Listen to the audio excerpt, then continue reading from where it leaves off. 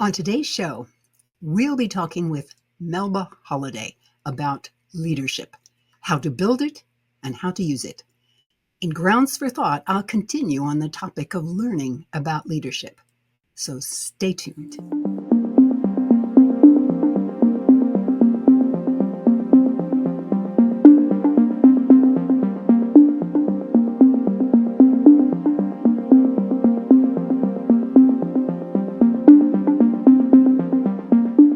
Thank you for joining me today. I'm Madelyn Blair, and this is Unlocked, a show all about unlocking the resilient leader in you. I have had several coaches and have had several coaches on my show. I have found over the years that each brings different models and different experiences that have formed them.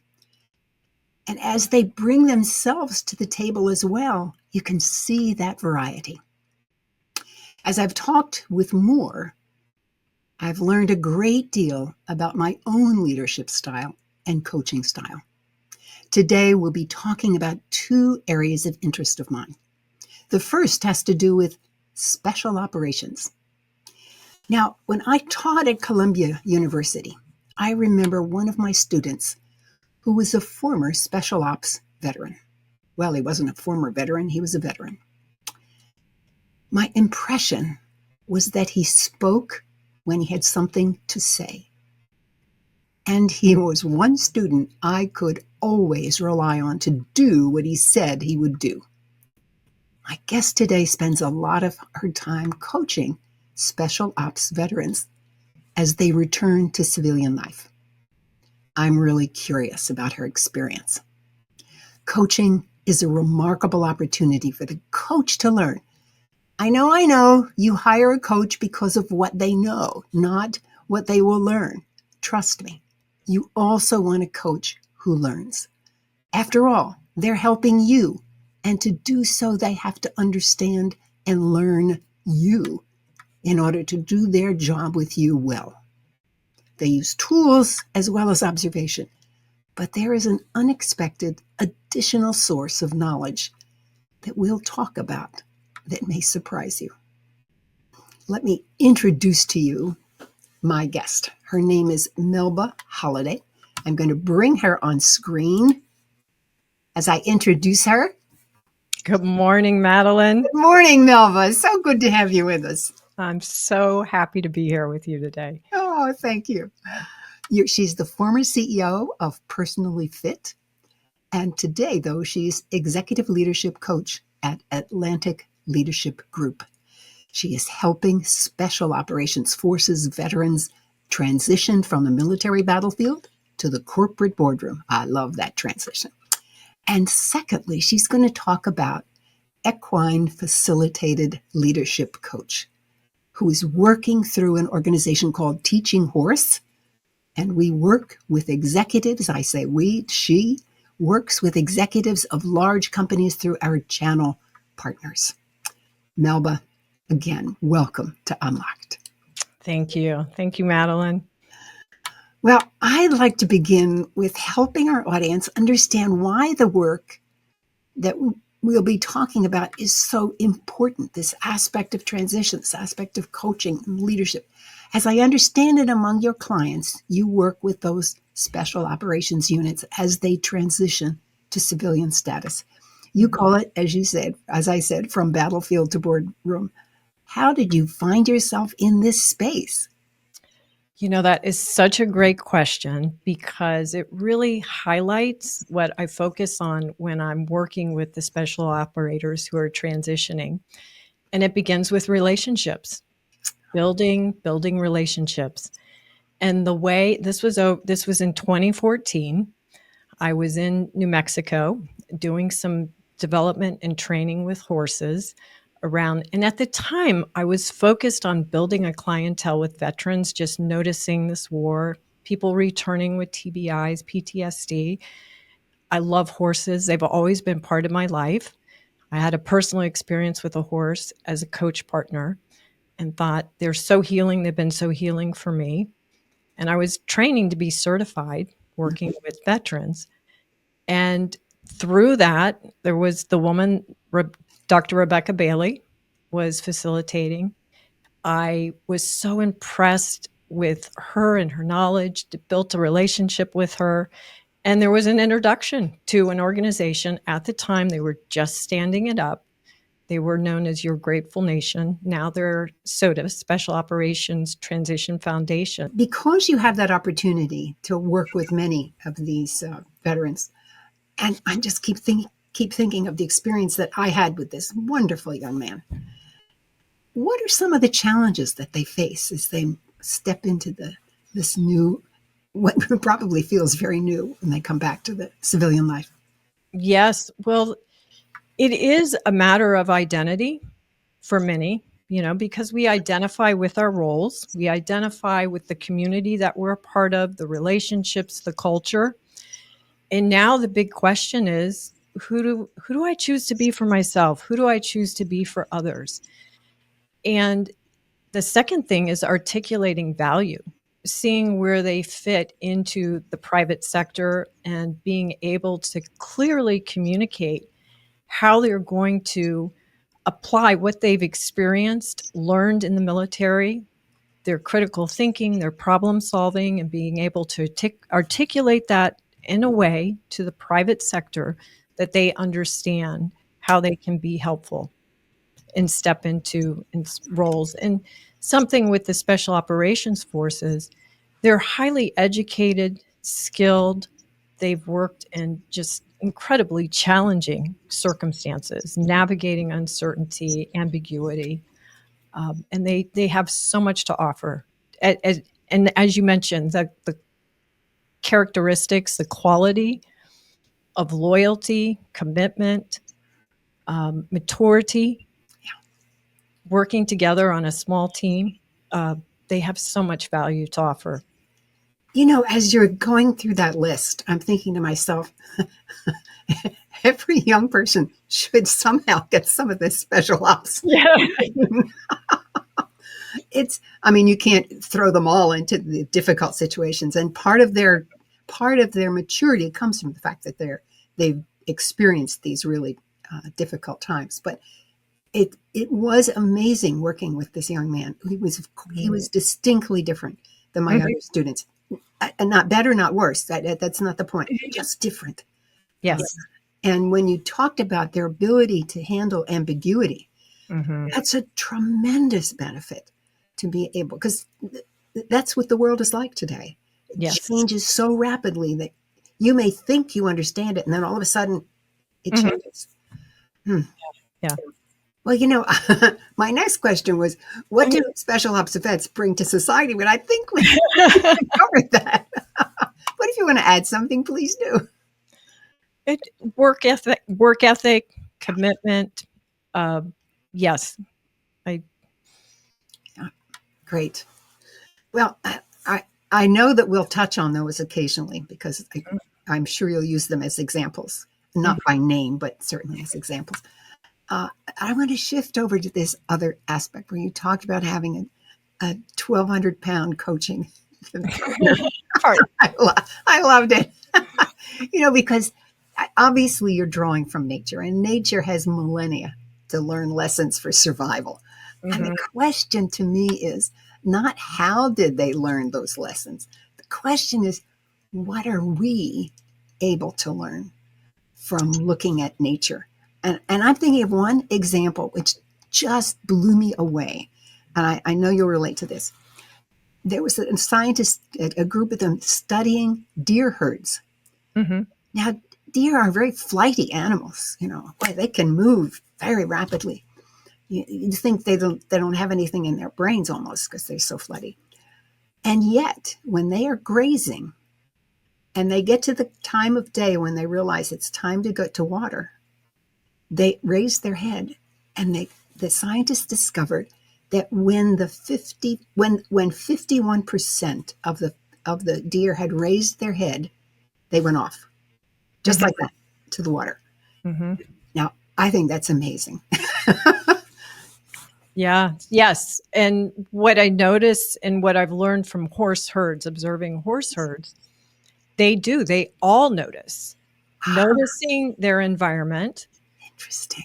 They communicate through body language. So there is some conversation that happens very quickly, and they align their direction and energy and they move together. Wow. So it's the same thing. So when we talk about a herd animal, that's part of it, that they really are Yes. working together. Yes. Yes. And with horses, it's for the greater good of the entire herd. Oh, say more, please. Yeah. What horses have navigated uncertainty together for millions of years and survived. And the way that they do that is with the health, harmony, unity of the entire herd, and is their goal. Health, harmony, unity. Unity. Yes. And I think there's so much that we can learn, especially right now. How do we see each other in a way that we are looking out for the health, the harmony, the unity of our teams, of our nation, of our organizations? Yes, horses are always thinking about the whole. But how do they do that? What do you, I know you have some models about them, their leadership, but tell me a little bit more about this. Well, a couple of things. When one horse rests, there are other horses that will stand sentinel. So in the horse culture, rest is not an option, it's required. So if the leader is resting, or if a foal and a mom are resting, what you'll notice are there are always horses standing by to allow them to feel safe, and they're watching the environment. So they take care of each other. In the midst of uncertainty, horses don't scatter. As an example, in COVID, we all scattered, we all isolated. Now we're dealing with this epidemic of loneliness and depression and isolation. Horses come together, they convene, they surround each other. Wow. You know, as you're telling that story about resting, Mm-hmm. I'm reminded of a story I once heard about some of the indigenous tribes near the Panama area, Mm-hmm. near the Panama Canal, that they were trying to decide as a tribe to let whether they should let a highway be built through their land. Mm. And the story was told to me by someone who actually was there observing it.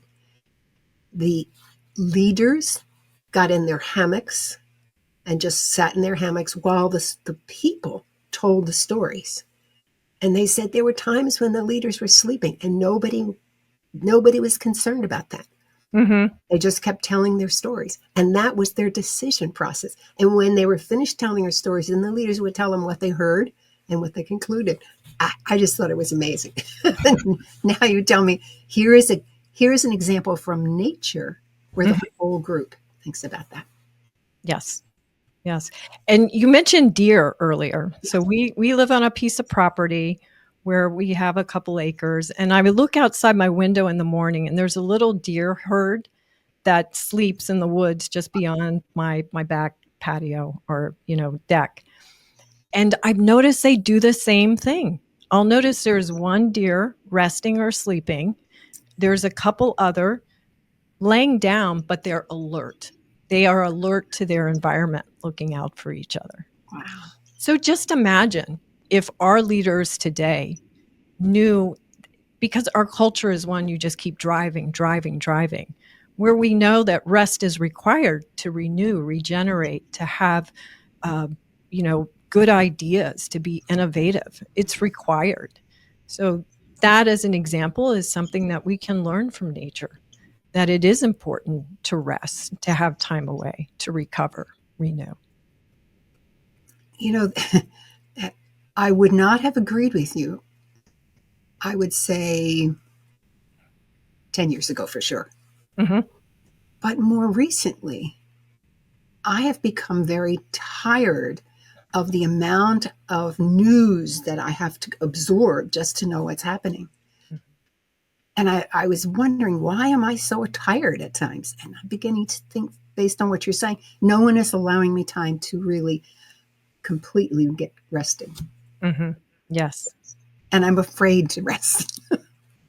And most leaders are. And I've experienced that as well, for sure.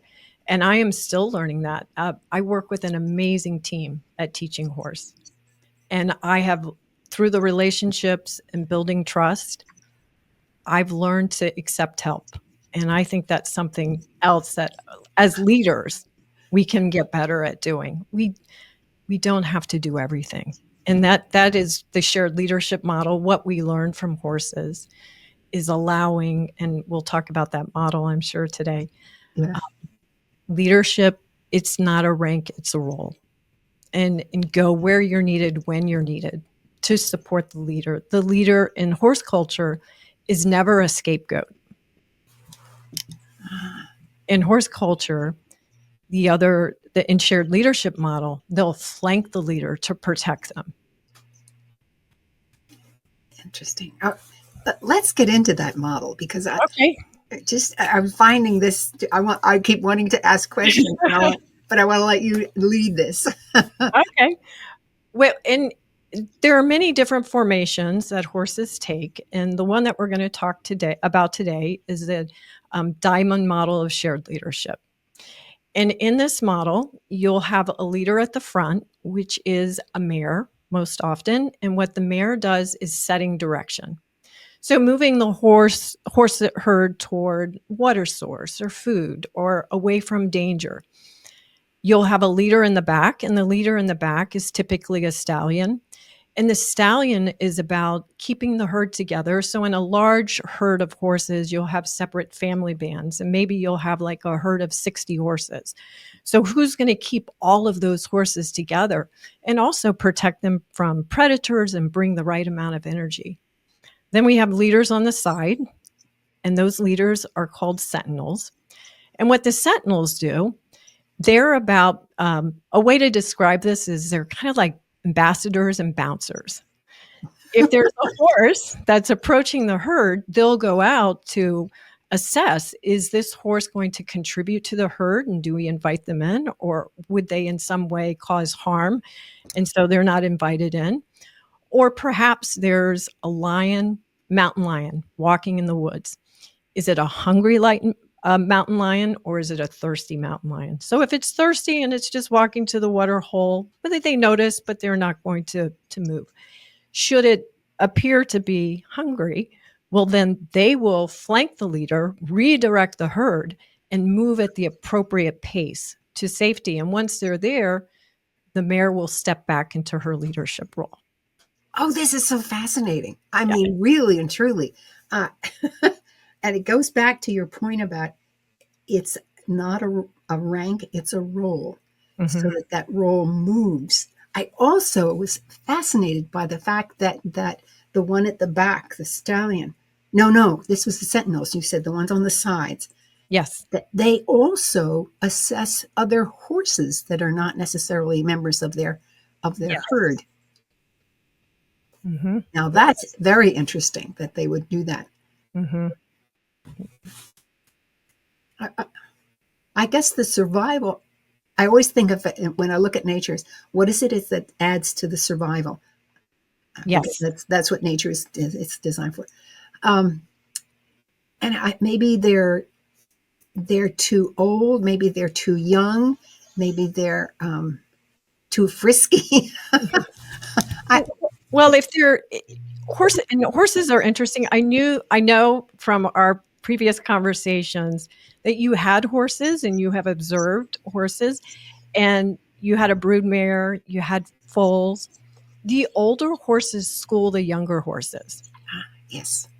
And if a horse is not, and I've experienced it when I brought my horse, the current one I have, he was 5. And when he came onto the farm and we were trail riding with some older horses that were in their 20s, when he was not behaving properly, they immediately schooled him with, and the way that horses communicate are with teeth and feet, right? It's very quick. That's not okay, right? Yeah. But then they forget about it and they move on. And that's something else that we can learn from horses. Conflict. is not an absence of harmony. It's a discussion, and it's about setting healthy boundaries. And with horses, it's about making the right thing easy and the wrong thing hard, and being very clear about consequences. Mm. And all of these lessons that we learn from horses are directly applicable for our organization and leaders. I want to go back to our special ops vets. Okay. And I can you take an example? I mean, obviously not by name, but an example where you actually applied some of these lessons from the horses to them. Well, when we talk about the capabilities of attention, direction, energy, and congruence. Attention. Let's list those again. Attention, direction, energy, and congruence. Thank you. I describe those 4 leadership roles that horses share. And to be in those leadership roles, horses must demonstrate those 4 capabilities. And this is a direct application to the special operators who are navigating the uncertainty of transition. They are very comfortable on the battlefield, extremely courageous. Stepping into the unknown and uncertainty of a new career is very challenging for them. And beginning with attention, it's about noticing themselves, knowing themselves, knowing their strengths. And although they know what they are, through the coaching work, we do profiles, and it's on paper. Do you know what I mean? Like, here's the evidence. Yes. Right. It almost appears logical. Yes. And again, I believe every person that I'm working with, intuitively, they know themselves and they have the answers. My job is just to be a guide, to ask really good questions and to facilitate, make this easy, and to affirm them. So it's noticing themselves, knowing their strengths, noticing the other, being very present to the other person, focusing on the other, and then noticing the environment. What's happening on the ground? Where are their opportunities? What uncertainties do I face? So those are the 3 levels of attention, and that is what is required with a horse, because a horse wants to know, do you know yourself? Do you see me? And do you know what the hell is going on around here? Because if you don't, the horse will take leadership. And that gets scary with a 1,200-pound animal. Right? Yes. I have to tell you this one story. I was with my grandson, and we were in a paddock where there was this beautiful, beautiful animal was frisking around. And it began running toward us. And I know that horses see very well, and I wasn't worried. And my poor grandson ran behind me. But of course, and because I was calm about it, the horse just moved around, and it was not a problem. So yes, you're right. They have to observe. And what you just shared is so important, because you were calm. Horses, what they're picking up on, what they're reading is energy. And all of us have an electromagnetic field. A horse's electromagnetic field is huge because they have these huge guts. And so by your presence and remaining calm, the horse was okay, and stop. Should there be a different energy of fear, that would create a whole different experience. And I've actually witnessed that with a client working one-on-one with a horse, where they come in, they're bringing some energy, maybe it's anger or fear, and the horse will, as an example, in a round pen, just start running around. Yeah. And then there's a question, what's happening for you? What are you experiencing right now? And as soon as a person acknowledges that and becomes congruent, and we breathe, get grounded, become present, the whole energy shifts. I'm thinking again of these special ops, they also have stepped from a team situation, a very tight team situation, Yes. and now they are by themselves. Yes. And that is a challenge as they move into their next careers because the culture is going to be different. The other thing about special operations, every person on a special operations team has gone through selection. So when you think of a special operations team, they're all A players. Yeah. And it's very different to move from that environment into the private sector where now you are working with people of, you've got the A, B, and C players. So leadership becomes a whole different game in that circumstance. Gosh, I hadn't thought about that, but you're right. We are naturally a mix, which is what we're supposed to be, and that's okay. Yes. But if you're accustomed to only working with the cream, shall we say? Yes. Yes. It brings unique challenges as they step into that new environment. And there's an adjustment. I mean, for any of us, when we move from one culture to another culture. And so that's part of the coaching too, is just to prepare. Let me share some experience in what I've observed. And this is normal. And just know that this was part of the process. Through the Special Operators Transition Foundation that I work with, we do provide, for that first year and more of integration into their next roles, they provide support in that way as well. I want to come back to our 4 leadership roles. We talked about attention. What about this direction aspect? Yeah, and just the slight distinction, these are the capabilities that the horses have to demonstrate to be in those roles. So direction is about setting a clear direction in which they're moving. This is one thing when I'm doing my intake with a new operator that I'll be working with, just assessing where they at, because oftentimes in my first conversation, I don't know what I don't know. I don't know what I want to be when I grow up. Yeah. Okay, so this is the first thing that we've got to focus on, establishing a direction. It doesn't have to be the end all, decision, but we have to have a direction in which to begin to move, and conversations will happen, new doors will open.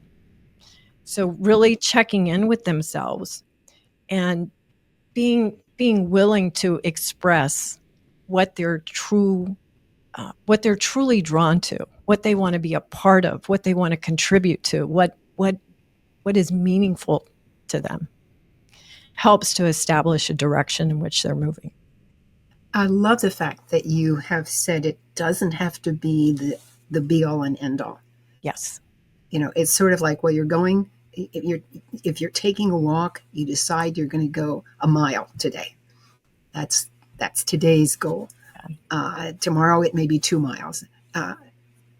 It can vary, and maybe it even should, because as you mature, work, etc., then you suddenly see new possibilities, and so you may adjust.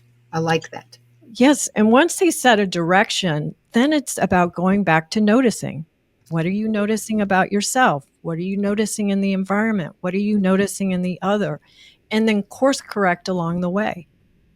But nothing happens if we don't start moving. That's right. That's right.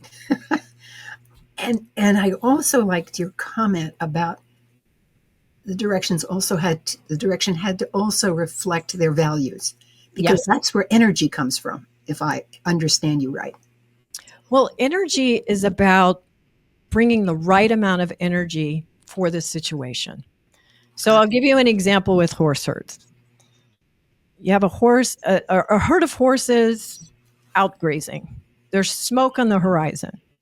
Is that smoke a wildfire? If it's a wildfire, we need to move and move quickly. If that smoke is someone having a barbecue in their backyard, well, maybe it's irritating and let's move away, but they're not moving away at a gallop. So that's an example of bringing the right amount of energy for the situation. And Madelyn, I don't know if you've noticed this through the work that you've done, There are people that I work with that are that high dominant, commanding, charging type, very impatient. Everything is urgent. So that's an example that burns people out. It burns people out, including themselves. Including themselves and everyone around them. So it's noticing how fast do we need to move? Yeah. What is the appropriate amount of energy required? Yeah. I don't mean to digress, but I just remembered your comment that the horse has a lot of energy, and all of us have that. You're right. I had a wonderful man, Bruce Cryer, on, who talked about, he was the founder of Heart Math, and he talked about the energy from our hearts, and that it is 40 to 60 times the amount of energy that comes from the electromagnetic energy that comes from our brains. Yes. So, be aware of that difference. And as you're talking about horses, I realize, a horse's heart is huge in relationship to us. I mean, even in relationship to its body size, it's a huge heart. So I'm now really appreciating what you mean by the energy of the horse. It is enormous. Yeah. And that's what horses, that's what they're reading, is energetic fields, and that's what they're responding to. And then this goes back to the power of working one-on-one with the horse. If someone wants to know how they're showing up or who they're being as a leader, spend time with a horse, because very, very quickly they will reflect that back to you. Oh, I like that. They'll reflect it back to you. Without judgment. Without judgment, yeah. Yeah, it's just about, can I trust you? Are you safe? Do you know what's going on? Do you know yourself? Do you know me? Horses want to know that you notice what they notice. Yeah. Well, now I'm going back to my student who was a special ops vet. The other members of the team were extremely comfortable with him. Extremely comfortable, including myself. We all felt safe. That's my observation. Yeah. But then, and that, I believe that trust is built through connection, building the relationship, being congruent. And so that's our fourth capability of congruence. Let's talk about congruence. Yeah. Congruence is about your inner expression matching your outer expression. So a simple example of that is if I'm working with a client with the horses, and we're presenting, we have them step into these capabilities and to practice them in partnership with a horse. So they're stepping into doing something they've never done before. This is new. And maybe they walk up to the horse and they've got their superhero cape on and they're projecting a lot of confidence. However, inside, they're feeling a lot of fear. I've never done this before. I don't want to fail. My team is watching me. All these things can be going on. And if they're not being aligned in what they're expressing, the horse reads that. And they're like, I don't know. I don't know if I want to go with you because you don't know yourself. But as soon as someone expresses, if I ask the question and something's not, they're asked to lead the horse isn't moving. And I ask the question, what are you experiencing? What's going on? Well, I'm just really not sure what to do. And I'm feeling a little bit fearful. As soon as they acknowledge that, the horse will walk right to them. You know what that reminds me of is Brené Brown's work on vulnerability. Yes. When you can express that vulnerability, now I'm beginning to understand better. I mean, I believed her, no question, and I've seen it work. But now I'm beginning to see it's that people see the congruence between who you are being inside and outside. Yes. So you're vulnerable. Well, hey, we're all vulnerable. And that's why she calls it a strength. I love it. And also for leaders, this shared model of leadership in horse culture really challenges the hierarchical structure of leaders. Because leaders in the past and even present are expected to have all the answers. Yeah. So what if a leader could say, here's what we know now. Here's what I know now. This is the direction that we're moving in. and be curious and value the diversity of thought on their teams. Yeah. And be open to hearing, to listening. This is about noticing the other and what they're experiencing on the ground. Because only then do you tap into the intelligence of the whole group. Yes. And in human systems, that's really important. Yes.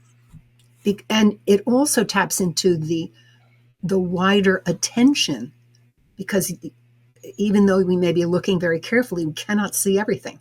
Whereas the group Yes. see more. Yes, you have got it.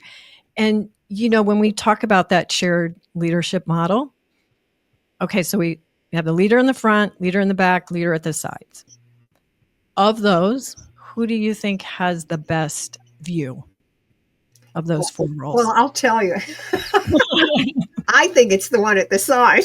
Yeah. Because once I learned your model, I said, okay, Madelyn, where are you? Because I can tell you almost every group that I belong to or join or form or whatever, eventually I assume some leadership role. Mm-hmm. And for me, I know that I'm sitting on the side. It's interesting. I'm observing and I say, look, you got to go watch over there, or we have an opportunity here. That's what because that's what I do. And so this is so great for a couple different reasons. When we're working with a team on the ground with the horses, we have each person, we give them the opportunity to step into those roles as a team in partnership with a horse, and to have the experience of where do they feel strongest and which role are they strongest. Now, the sentinel role is actually one of the most difficult roles, and it truly represents like middle management, because they're noticing what's happening in front of them, what's happening behind them, noticing the other one. It is a hard job because there's so much to notice.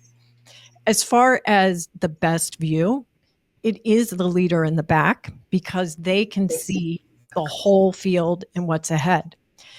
The leader at the front, and that's an interesting experience when we do this with a team, because what they can see is what's ahead of them. They don't know what's going on behind them. And this is where communication becomes critical. Asking questions, checking in with my team. What are you seeing? Staying informed. So there's so many lessons on the ground that teams get to experience. Yeah. And they have a shared language that then they can bring back to their communities. Yeah. Shared language is so important. That's why I love to work with teams, because then the whole team learns the language. Yes. All right. Well, I love my next question. Okay. Well, let's say I'm a team leader of a small team. Mm-hmm. What can I do immediately to bring this new understanding into my leadership practice? Oh, boy. Noticing the strength and expertise on your team, being willing to share that leadership model, challenging the thought that the leader has to have all of the answers all the time. Attention, just stepping into the capabilities. That's one. Noticing yourself, noticing myself. What am I feeling? What am I experiencing? What am I seeing? Noticing the other. So often when I have coached managers, and invariably the topic will become a meeting. How do I manage the meetings better? Mm-hmm. And so I always say to them, please observe your behavior all through the meeting. And then afterwards, examine your behavior in relationship to what's happening. And it's amazing when they finally realize that's what they have to do, because then they spot their own difficulties, their own weaknesses, and their own strengths. Because they've observed it for themselves. I don't even have to point it out to them. Attention. And that does require energy and being present and grounded. Yes, it does. Yes, it does. Okay, now I'm going to shift it slightly. And let's say I've just graduated from school and I'm just stepping into my first job. What can I learn from this model? And let's just stick with 1 to 3 things they should do. Okay. You know, that's Remember, they're new. They can only do one thing at a time usually. That's so interesting. A couple of weeks ago with my colleagues, we worked with a group of American university students they're in a leadership capstone right now. And one of my colleagues is also an adjunct professor, was able to set up this day.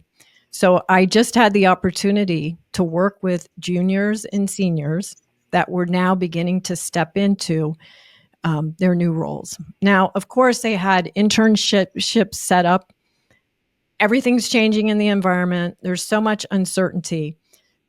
One thing that really stood out with this young group that we were working with, highly intelligent, very aware socially of themselves and each other. I was so impressed with them. And the one thing that really stood out was just confidence, believing in themselves. Be willing to set that direction and move. Just begin moving. I love that. You're absolutely correct, because they don't have the experience to give them the confidence. Yes, but they're so sharp. Yes. Oh, listen, I hire I hire students all the time, and I say to them, "You're not working on a part-time job. You're my intern." Yes. We are going to learn together. And that was the main thing that really stood out for me that day. You have got this. Trust yourself and move forward with confidence.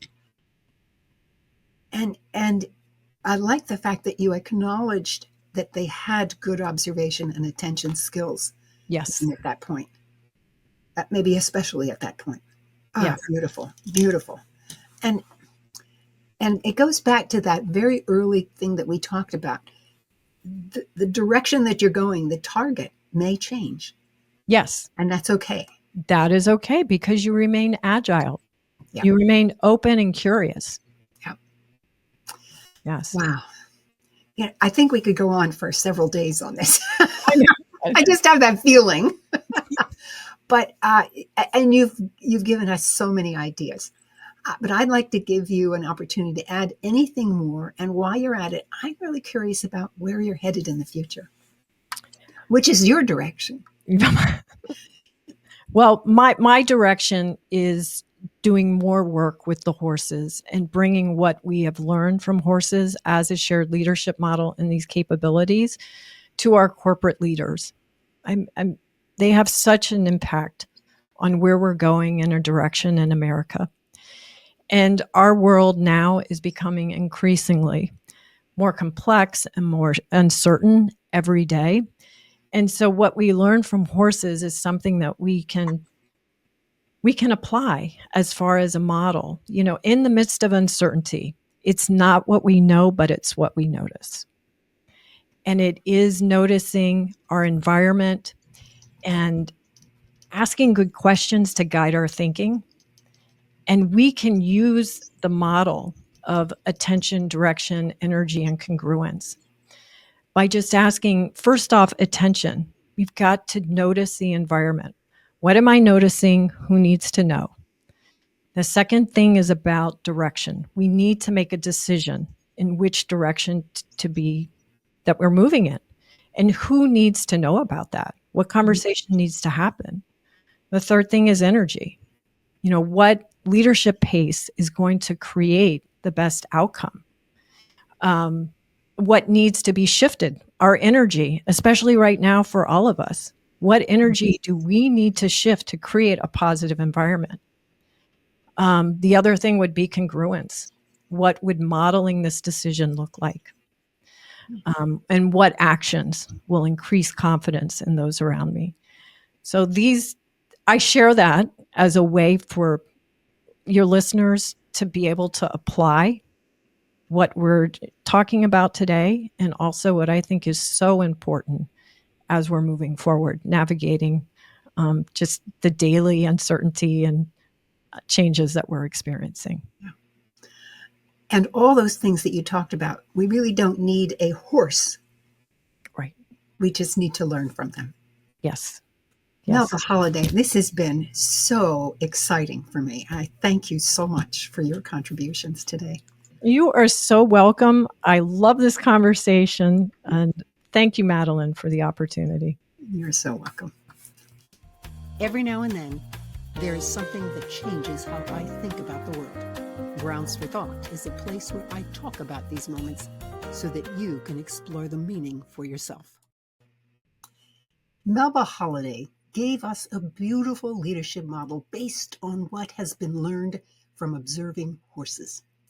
What surprised me most was the fact that there are 4 roles in the leadership model for horses. The one leading at the front for direction, the one at the rear assuring that everyone is safe, and the 2 at the sides where role is to observe what is happening on their side of the herd and to alert the lead. Nature is a teacher at so many levels. I decided to explore what other animals offer surprising insights. We all know that elephants have great memories. I mean, we even use the phrase when describing another as having a memory like an elephant. But did you know that the memory of elephants is not just to be able to recognize, say, an early caretaker after 30 years, which they are known to do? Elephant herds are led by matriarchs.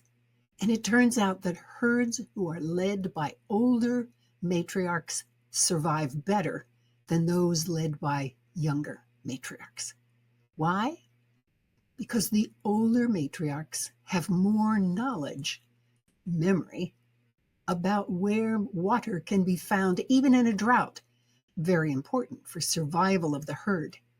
Keep in mind that the herd may walk 35 miles to get to water. So that long-term memory is essential. Management lesson: knowledge management in an organization is serious business. In an organization, it is essential that staff have access to the knowledge they need to do the work. It's important to keep and have access to the information about situations and resolutions so that solving current problems, which look new, may actually have a solution that was found before. It's one of the real challenges to any organization when a person, for example, retires or leaves for another reason. Capturing their knowledge before they walk out the door is called knowledge retention and includes things like who's the key person in manufacturing who will always give you the correct answer to a production-related problem. If you don't capture the name and time, you may never get solid production information for a long time. Wolves.